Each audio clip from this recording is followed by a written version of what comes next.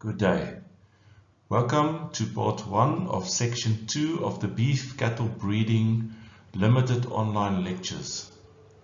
I would like to remind you that this follows on section 1 of this limited online course, and I would therefore ask you to please complete section 1 first before continuing with this section.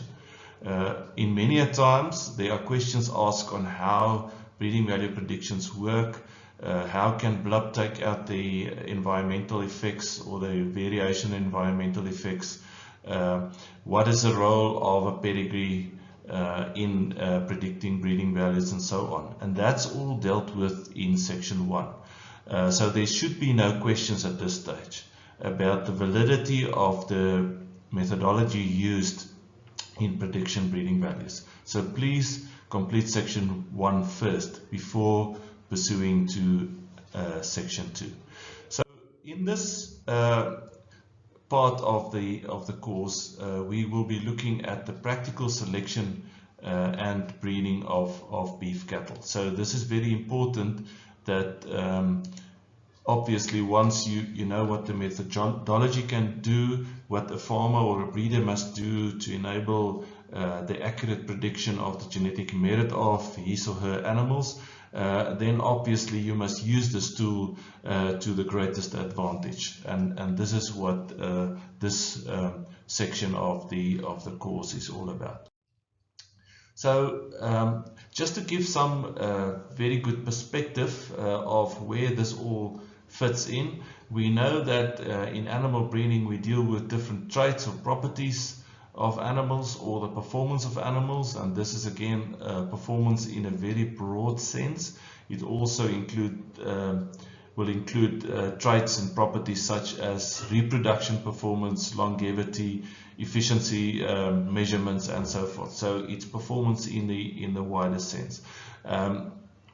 Then obviously some of these traits and properties or performances of the animals we can measure very objectively, and sometimes it's through observations, especially when it's visual assessments or fertility, functional efficiency, and so forth, and that will also form part of this section of the course. Then it's sometimes just through observations. As far as it's possible, this needs to be recorded, and also it needs to record it in such a manner that one have access to these recordings on a centralized type of database or a linkage of databases, so that one can make selection decisions. Once you have recordings and obviously also the pedigree information of animals, as we have alluded on in previous parts of this course, then it's possible to predict breeding values for these animals based on these recordings within contemporary groups. And this also enables the user to do some sort of benchmarking and assessment. Especially of interest would be if you talk about a breed, for example, the current role of the breed in the industry, the anticipated role, and that's sort of a future objective. The average genetic merit in the for that, and also the genetic variation for these traits or properties that are in consideration. That then furthermore would assist you to make or to create an objective to enable you to strive towards something else, and this objective can then further be sort of reduced or focused on in terms of the goals that's needed. With those breeding values and the goals being set, you can start ranking animals on the merit for these goals, and also the creation of so-called selection values, or as it's also known, selection indices or ERTs in the industry. You can also set minimum requirements as part of your selection values, and many a times this would not mean necessarily that you will include breeding values for these observations, and that's the physical appearance, for example, of animals. So you can also have minimum requirements in terms of that, and in many cases it's also based on genetic deviations, or that's not acceptable in a specific breed. With this established, you can then establish selection, so-called selection index and culling levels, and you can identify the selection candidates needed for to consider in your selection program, and you can start selecting animals as parents of the next generation. Usually on the bull side, it will be a pull action, the top animals in the breed, and on the female side it will be a push action by getting rid of the lower end animals in your herd. So then you have selected parents for the next generation, and then very important is then your mating program. So what do you want to achieve in your mating program? You want to optimize the achievement of your goals. You want to make sure that you do achieve your goals, but in the same vein also retain genetic diversity. This slide to some degree repeats what's being said in the previous slide, but I think it's important that one also just go through the different phases. I think the most important part is these three blocks here, goals or objectives. That's what's breeding all about. It's goals and objectives. The second very important part would be the measurements or recordings of those traits and even other traits that's included in your original goals, and to have breeding values, estimated breeding values for those traits. And then the third most important, or just as important, but the third aspect would then be the matings of animals. So obviously your goals will depend on the resource constraints that you have. What would be the for example, the biological variability and limitations of your breed? Do you have animals that can actually fit into your goals? Or how are you going to use the limited resources, but also the environmental resources? What type of market access do you have? What type of environmental limitations in terms of feed, temperature, and so forth are there in your production environment? And also obviously market requirements and prices. It's no use producing a product that nobody wants, or you get a reduced price for your product. So that also needs to be considered when you set your goals. You also need measurements and breeding values to know what the variation is in the breed. How variable would the animals in your breed be in terms of for those traits and properties that you consider to be important in your selection goals. And obviously, if you are an individual breeder, this is also very true then for your own herd. What are the selection options available in your females, and what type of bulls are there available in the breed to correct, if need to be, these limitations that you might have in your herd.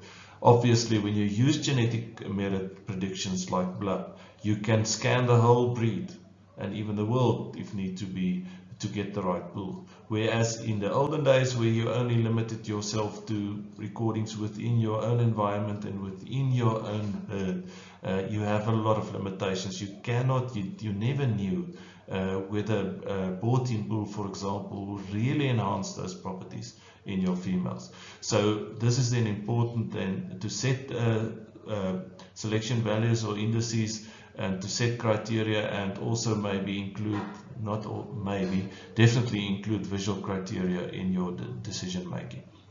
So once you have that and you have the breeding values available, then you can start selecting suitable animals as parents. Then obviously the matings can take place. You can decide which bull to put to which cow, and to get the best outcome. And you always always have to reevaluate your decisions. Do you need to change your goals over time? Are there some other traits or properties that you need to record? What is the situation regarding that? This is just another way of putting it. You need to have your goal, and your long-term goal obviously will be your return on investment. So how much money did you put into the system, and how much money will you get out of the system, and is it sustainable over the long run? So obviously there are environmental constraints or market needs. How recordable are these traits that you consider? Is it just guesswork, or is it very objectively measured? What is the payment system for your product? How much are you being paid for your winners? For example, if you're on a winner system, if you're in a long winner system, does it affect your goals? What are the risk factors involved? Are there other constraints such as labor or infrastructure that might affect the goals in your breeding?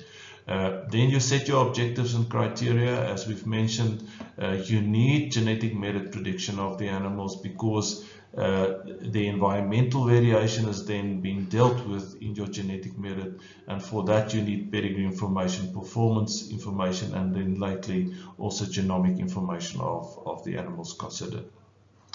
Then once you have that and you have the genetic merit of each animal, then you can set your selection index or selection values, where the economic value of each trait is being considered very carefully in this value, and you also use what we call the genetic covariance structure. That means the genetic correlations amongst the traits, but also the additive variance or the heritability is being considered in setting up these selection indices. Then you get the genetic economic merit for each animal. That means you rank animals genetically according to how much income or how much profit they will actually achieve for you, and then you base your selection on that. So then you have your selection and mating plans to achieve these goals, and obviously you always have to evaluate the effect of your decisions. So again, I can put it differently. What are the requirements for beef cattle to be sustainable, profitable? Record your cattle for those properties that will make a difference in the profit, or insist on it if from sellers. If you want to buy an animal from somebody else, you have to insist on this. And objective measurement, there is no cure for somebody that's not willing to do it objectively and accurately.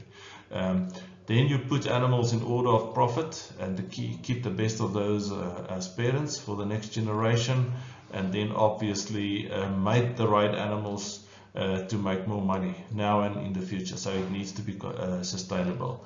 Differently put, objectives, measures, recording and breeding values, your selection choice, and your mating.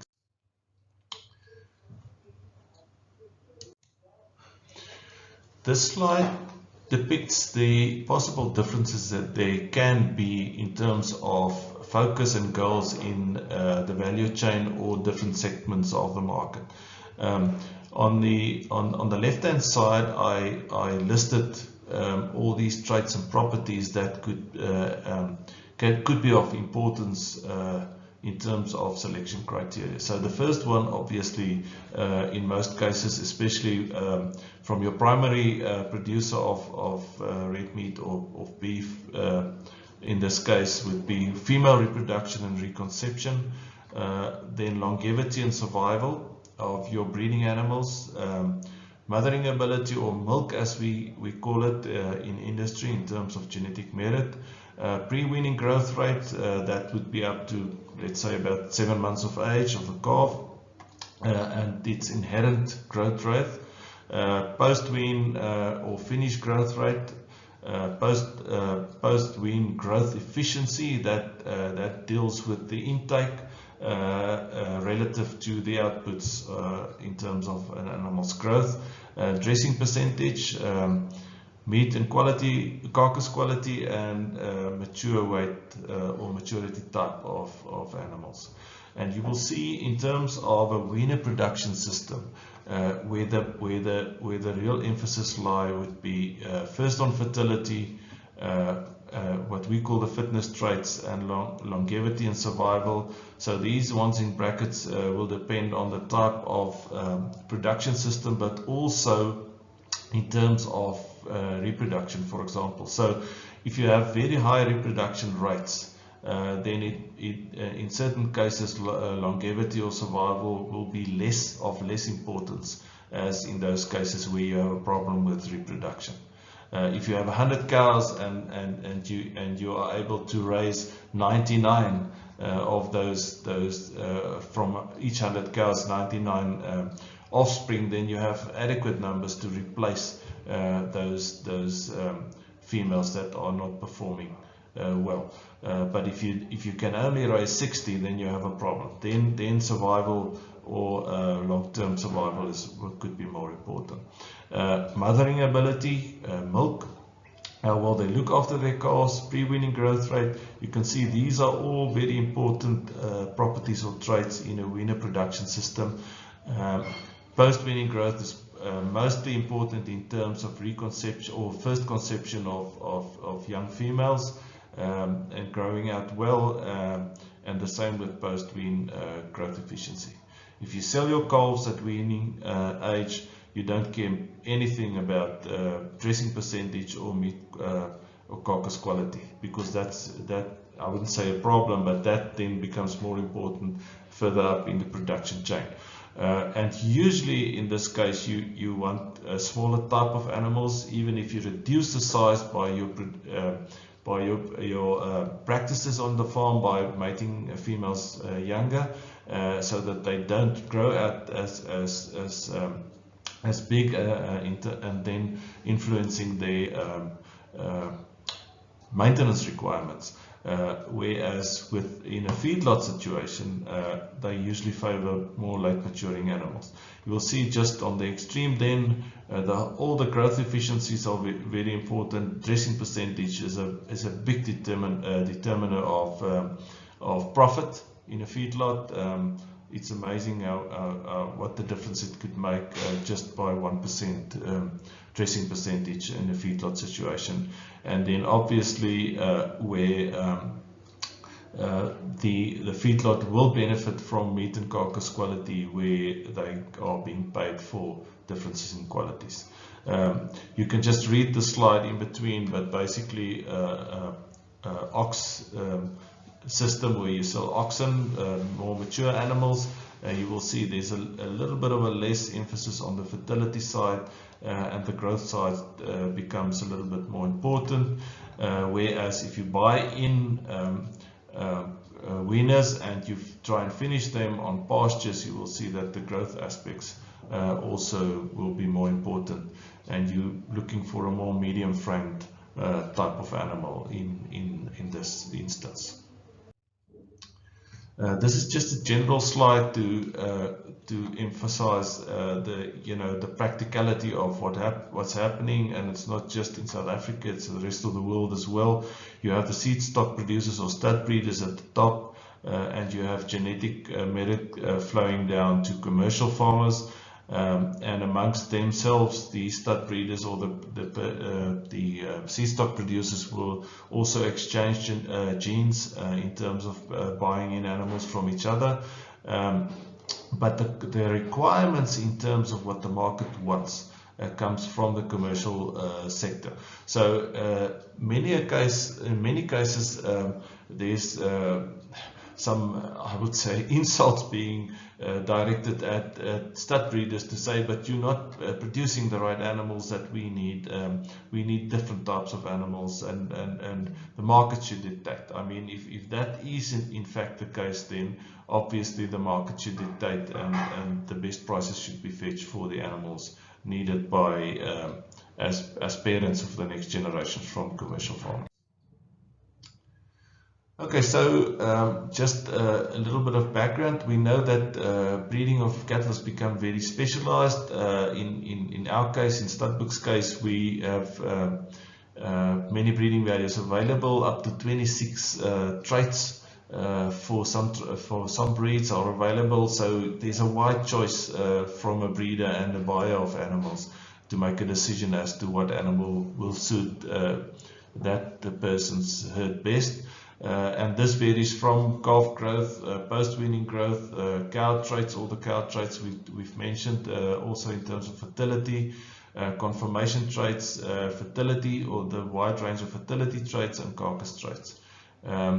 So that's available to the industry. And we also know that some traits are more important and heritable than others, but heritability shouldn't be a concern of a buyer or a breeder, because if you use blood breeding values, that's being taken care of.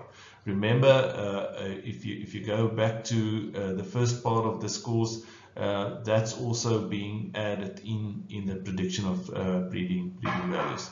And then I think more important is the genetic correlations amongst traits. And some traits in terms of how they express should be positive, so higher would be the more desirable, and some are negative, like age at first calving and calving interval, so shorter interval better, earlier should be better. And then in certain cases there are even what we call intermediate traits, like birth weight, which we consider too light is not good, and too heavy is obviously not good in terms of dystocia or calving difficulty, and the same with mature weight. So the question would be, how do you know which combination is best? How much emphasis should be put on a specific trait? Is higher better or lower better, or is an intermediate better? And that is the real question in terms of a so-called selection index or a selection value. So just in short, I think if you talk to beef cattle producers, they would say, what is a perfect cow? What would a perfect cow look like? And in the first instance, she should be fertile, so she should calf regularly, she should calf early in season. That would make a huge difference even in terms of the weaning weight of her calves, and she needs to reconceive easily in the first cycle. She must calf easily, and we also see that if she doesn't calf easily, that she will have a problem with her fertility in any case. She must wean a heavy, growthy calf. I mean, like I said earlier on, your product is also important. If you can't sell your product, it's of no use basically, or you sell it at a reduced price because the market doesn't want your product, then you have a problem. She must have enough or adequate milk flow to sustain the pre-weaning growth of her calf. She must be low maintenance. She must be adapted to your production system and relative to her own needs, and she must produce a good calf.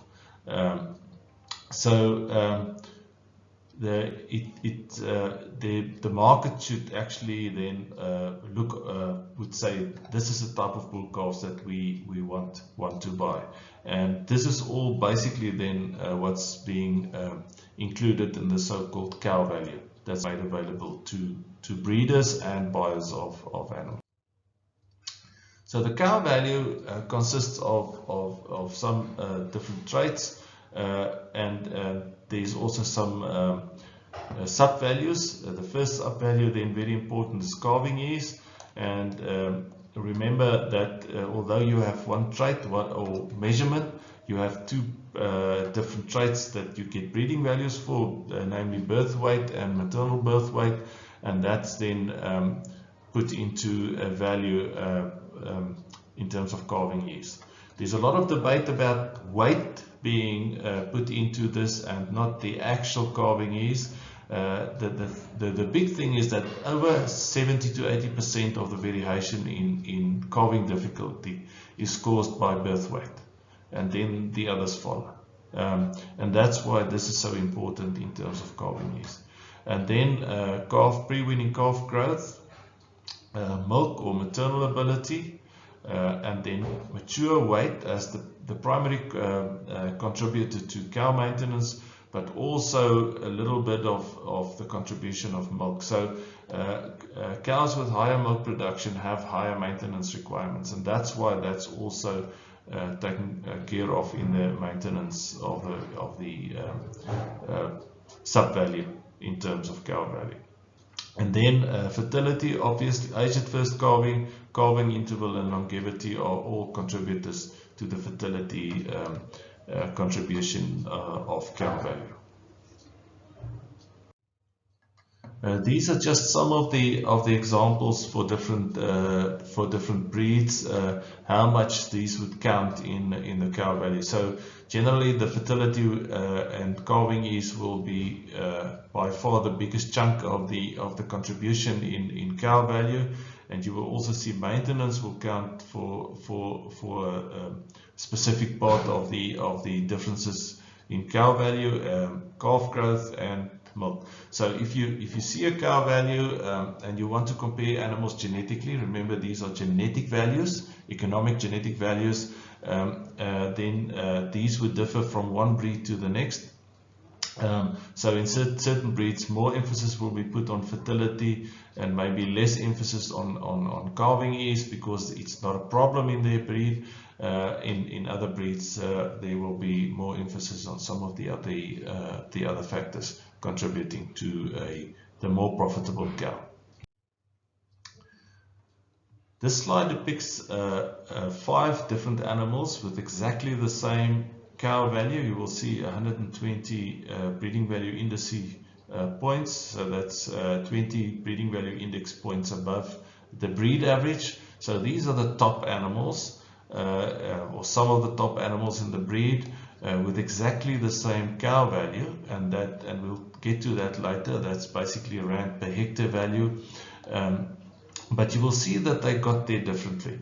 In this case, you have an 85 for calving ease for animal number 2, meaning 15 index points below the breed, so it's more they're causing more calving difficulty than, for example, the number 1 animal that's 8 index points better. But you will see that this bull will produce daughters with lots of milk, average, just over average maintenance requirements, good female fertility, but with a problem with calving ease.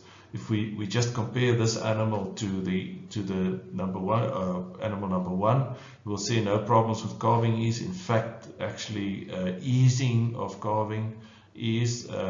Pre-weaning growth rate on average just over 100, lots of milk, maintenance on average, and very fertile progeny, and so forth. So I'm not going to go through each of them, but you will see that although they have the same cow value in terms of rands per hectare profit, there are different ways and means that they can get there. This just animal number 4, for example, you will see very, very fertile progeny with adequate milk, and then just on average in terms of the other sub values contributing to the cow value.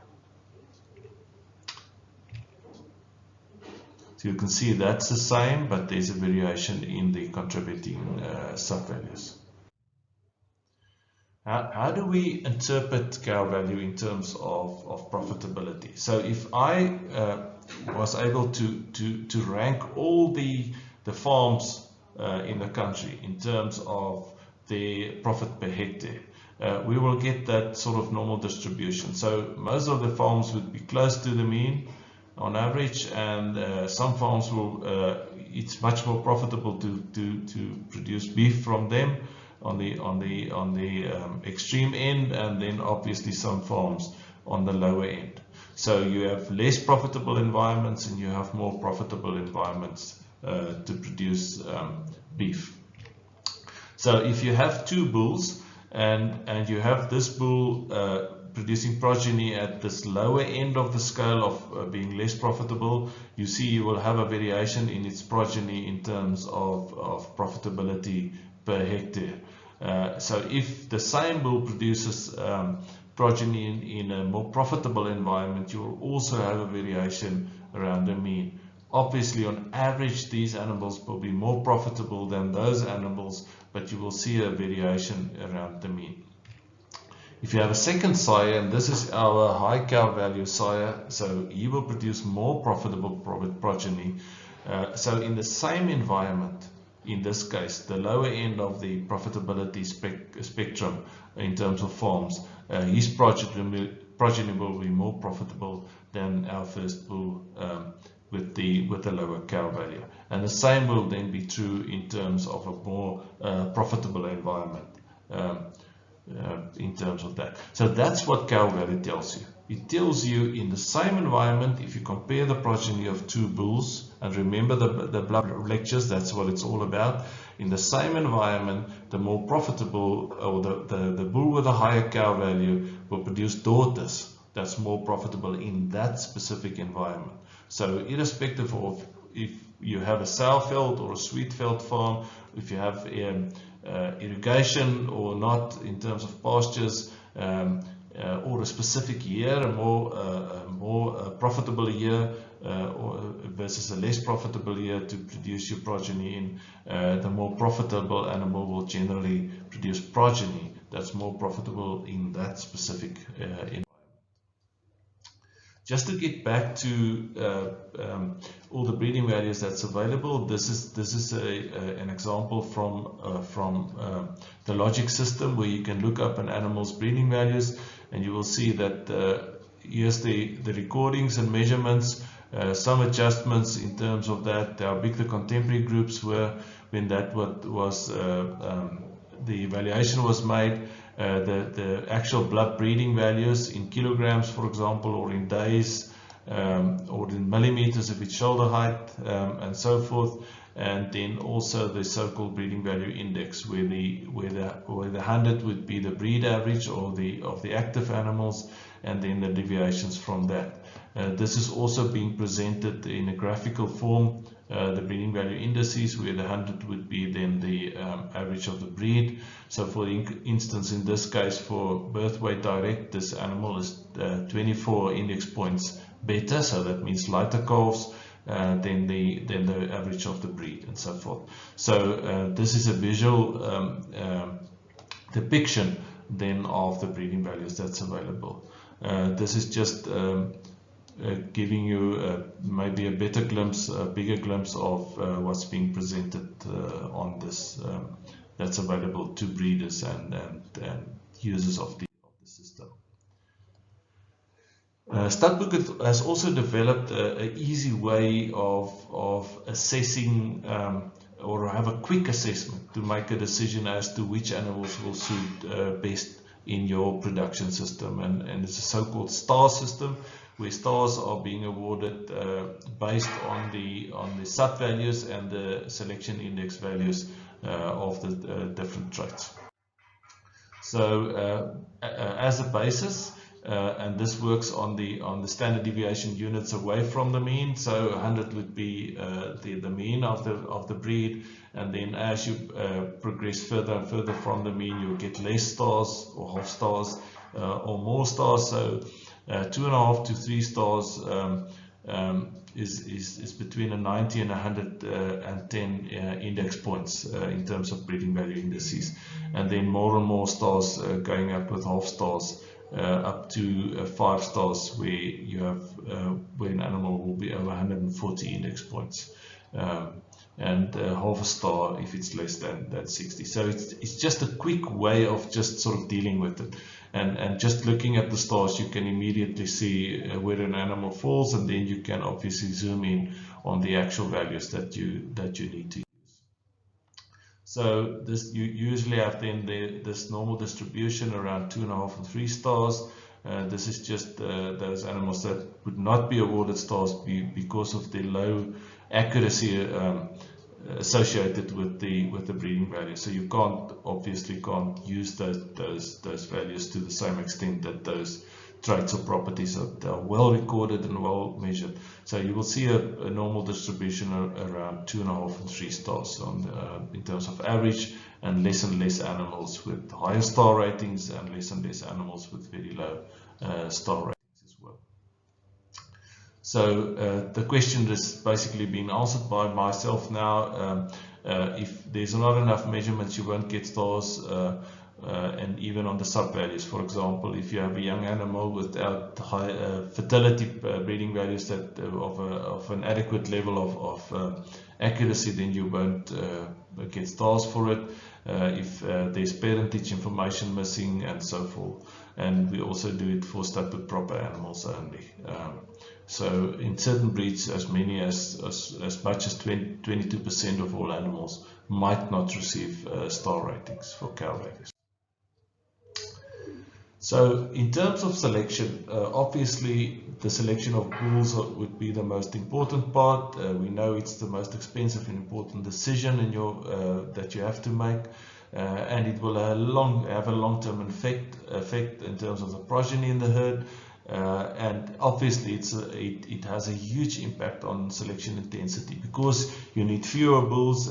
You can be more intense in your selection decision.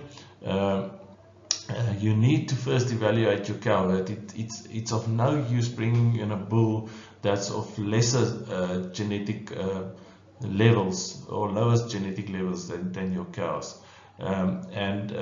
You can use the accuracy of the breeding value as a risk management tool, and also functional efficiency is as important as these figures that I am talking about. So first determine your breeding objectives, then evaluate your cow herd, identify suitable bulls, and that can be anywhere in the breed. A bull should be healthy, fertile and fit, and should be functionally efficient, and always choose the best bull that you can afford. We also talk about 3 types of bulls, the so-called Lucky Packet bull.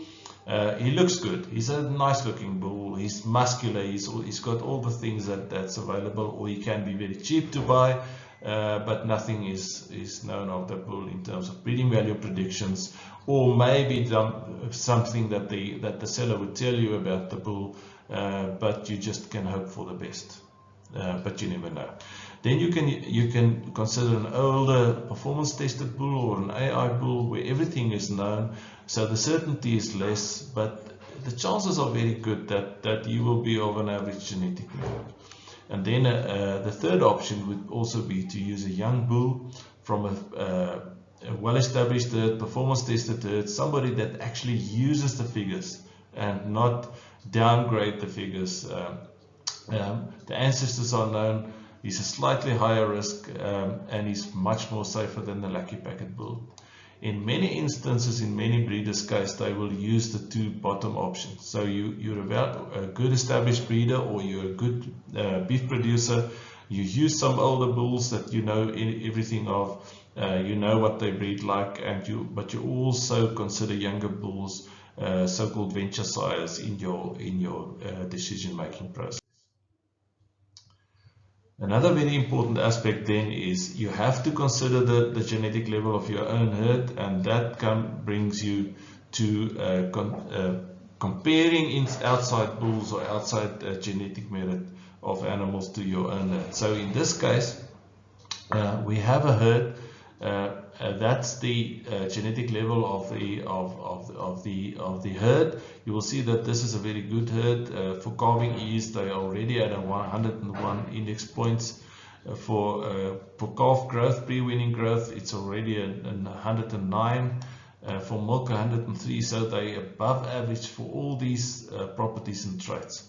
So if you buy in a bull, let's say at 89 for calving ease, 110 for growth, 98 for milk, 97 for cow weight, 82 for fertility, and 94 for cow value, you will see relative to this specific herd that's already on 101.